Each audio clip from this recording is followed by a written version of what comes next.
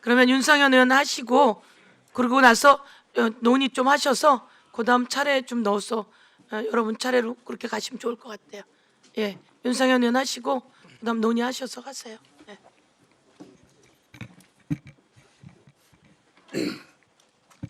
이원석 증인, 일단 잠깐 스톱해 주세요. 스톱. 저기 우리 정일권 증인, 송경호, 강백신 증인 나와 주실래요?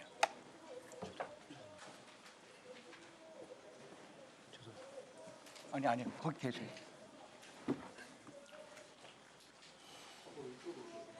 저거요.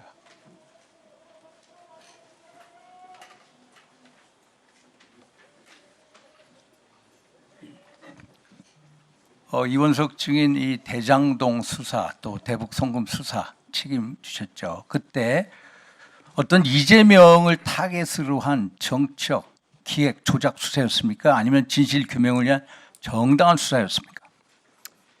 외압이 있었습니까? 빨리 단답.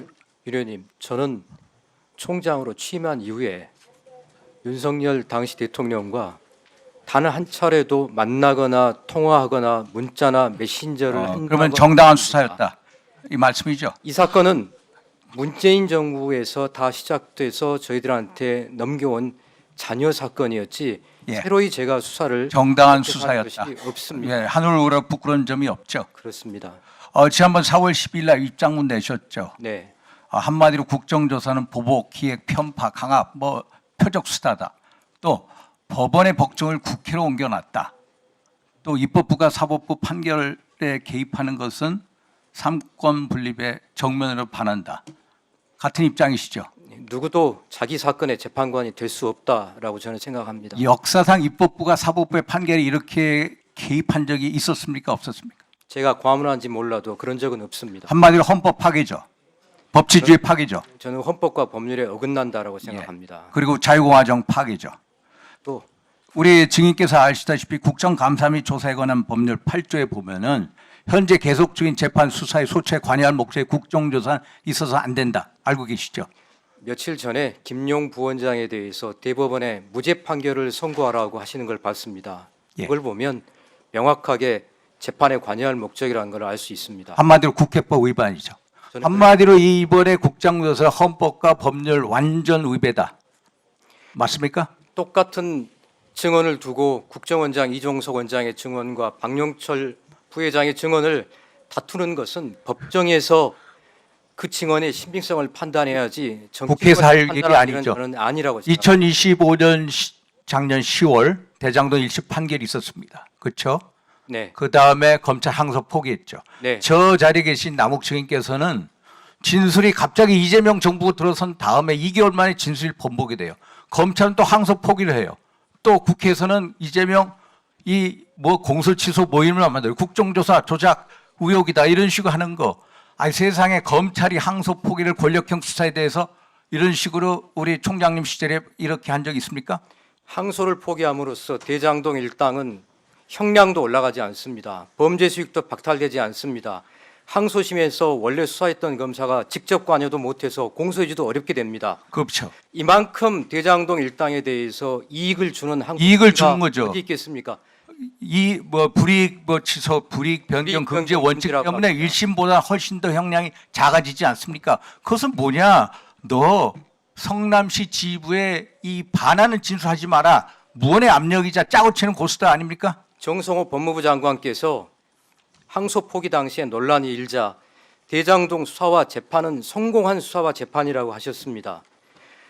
수사한 검사들도 최선을 다했고 재판한 검사들도 최선을 다했다고 하셨습니다.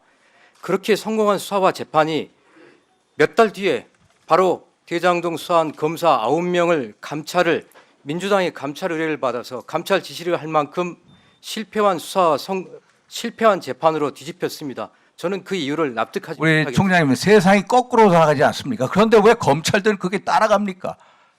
한번 전직 검찰총장으로서 한번 계몽을 시켜주십시오. 이 검찰, 이 조직에 대해서.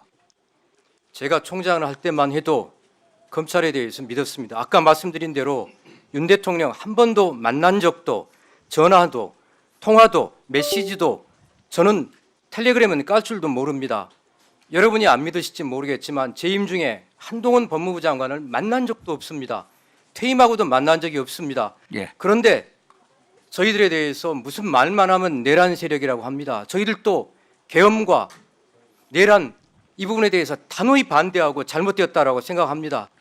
그것이 아니라 사법의 일을 제발 사법에 맡겨주시기를 부탁드리겠습니다. 우리 이원석 증인의 의협심과 정의가 믿습니다. 우리 정일권 증인, 저 대장동 일당에 해먹은 돈이 얼마입니까? 성남 시민의 그 고열 7,800억 아닙니까?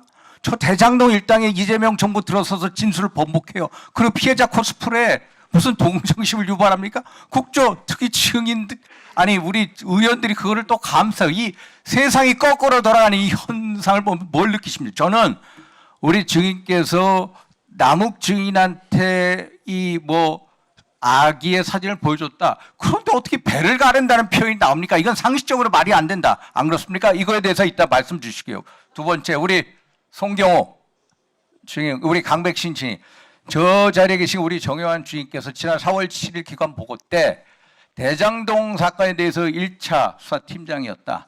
당시에 이재명에 대한 어떤 증거나 혐의가 전혀 없었다. 이기 수사팀에 들어서서 어떤 표적 수사로 바뀌었다라는 취지의 진술했는데 송경호 증인께서 당시 정영 수사팀장으로부터 어떤 보고를 받고 어떤 대책을 주문했고 또 우리 강백신 검사님은 그거에 대해서 이 정효환 지인이 잘못된 이 증언에 대해서 어떤 판단을 내리고 어떻게 그 상황이 돌아간지 말씀 주실 수 있습니까? 우리 송경호 증인부터 먼저 어떤 대책, 어떤 보고를 받으셨습니까? 부임하게 되면 예. 주요 상황에 대해서 부임하는 검사장에게 보고를 하게 되어 있습니다. 당시 정용환 당시 1팀장 저에게 당연히 대장동 사건 전반에 대한 수사와 공판 상황을 보고했습니다. 대면 보고를 했습니다. 출력물을 가지고. 아마 지금도 정용환 저는 이제 공직을 물러났으니까 그 자료를 찾기 어렵지만 정용환 검사장은 아마 지금도 본인이 이걸 가지고 있거나 아니면 지금도 있는 수사팀에 아니 지금 저희 알고는 다 그 그 자료는 자료를 있습니다. 찾을 수 있을 것 같은데 그래서 저희가 자료 요청을 하고 있거든요. 당시 보고의 요지는 성남시장 사건을 수사 중이었고 객관적 증거에 비추어 계속 수사할 필요가 있다라는 보고를 받았습니다. 이재명에 대해서 증거나 혐의 없다라고 그렇게 보고해 한 적이 있습니까? 그러니까 혐의 없음으로 종결한다든지 앞으로 종결했다든지 아니면 혐의 없음으로 종결할 입장이다 이런 보고를 받은 적이 없습니다.